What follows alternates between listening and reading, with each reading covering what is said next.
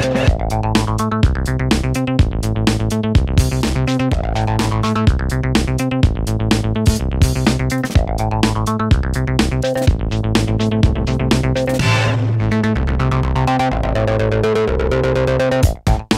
suis Julien Bartet, je suis journaliste web depuis 5 ans, blogueur professionnel et auteur depuis quelques semaines. J'ai 36 ans et je travaille particulièrement dans le domaine des jeux vidéo. J'ai commencé dans le sport automobile et puis je suis rapidement bifurqué vers les jeux vidéo, par passion déjà, et puis par envie simplement d'informer les gens, le grand public surtout, et de parler un peu à tout le monde et être un peu moins élitiste que ce qu'on peut parfois avoir dans le domaine. Mais c'est vrai qu'à la base c'est une passion, et puis j'avais ce rêve de devenir rédacteur dans ce domaine-là. Je lisais tous les magazines papier, donc voilà, c'était un petit peu un rêve qui se réalise.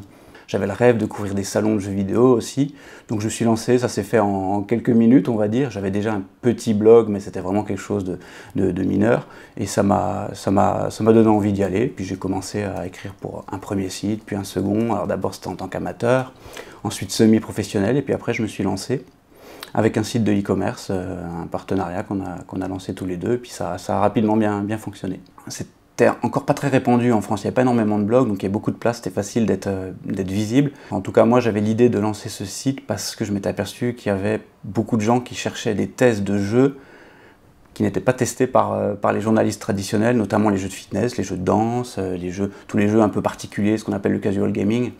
Donc je trouvais ça assez injuste et anormal que les gens finalement, en achetant leurs jeux, ne puissent pas avoir avant un avis pour les aider, pour les guider. Donc on est parti là-dessus et c'est ce qui a fait que ça a marché très vite. On est parti là-dessus, après on a développé d'autres choses, mais le concept était celui-là à la base. Donc pour ce qui est de la partie test, on reçoit des jeux vidéo, éventuellement des consoles de la part des éditeurs et des fabricants. Donc je les reçois directement chez moi, certains qui sont envoyés à mes rédacteurs pour qu'ils puissent les tester, puis j'en fais quelques-uns également. Donc là, l'idée c'est de jouer tout d'abord, donc il faut jouer quand même beaucoup.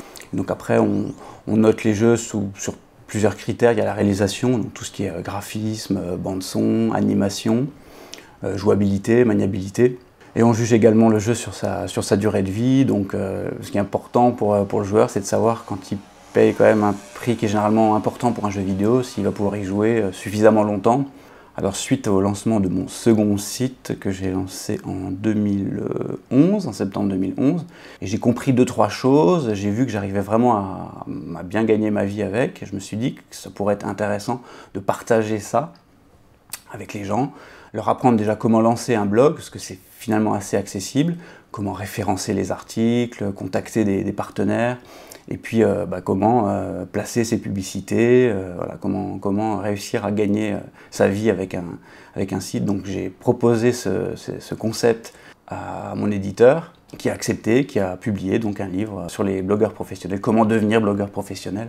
Ce qui permet, c'est la chose qui m'intéresse vraiment, c'est que ça permet à des gens qui ont une passion, ça peut être n'importe quoi, ça peut être les jeux vidéo, ça peut être la plongée, ça peut être les bijoux, les vêtements, de se lancer avec un blog, de parler de ce qu'ils aiment, donc de donner leur énergie, et en même temps de gagner de l'argent avec, même si ça prend évidemment un peu de temps, ça se fait pas en 2-3 jours.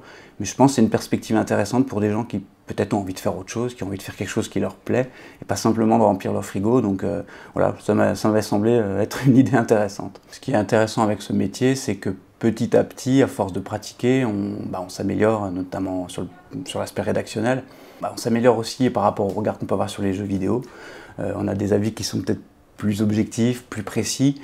Plus on joue, plus on connaît de jeu, plus aussi on a de références. Donc forcément, on est de plus en plus performant, compétent, je dirais.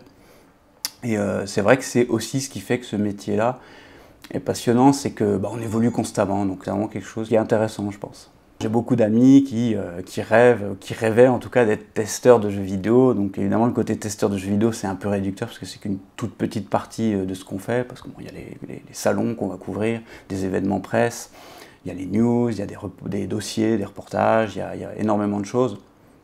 Après les gens ont une idée, je pense comme souvent, une idée un petit peu idéale de ce côté testeur de jeux qui au final n'est pas plus passionnant que ça si on fait que ça. Donc il faut vraiment de la diversité. Et je pense que c'est ce qui est intéressant, c'est de faire des exercices un petit peu différents. Sur plusieurs tableaux, je dirais, ça apporte vraiment des satisfactions. On se sent plus libre, tout simplement, et puis on se sent bien, et puis on a l'impression d'avoir réussi un coup, d'avoir fait quelque chose, et vous voyez, je partais de loin, mais j'y suis arrivé. Donc voilà, c'est un peu le message autant du site que du blog, c'est de dire on peut partir vraiment de rien et y arriver avec de la passion, du courage, de l'énergie et puis la confiance en soi, tout simplement.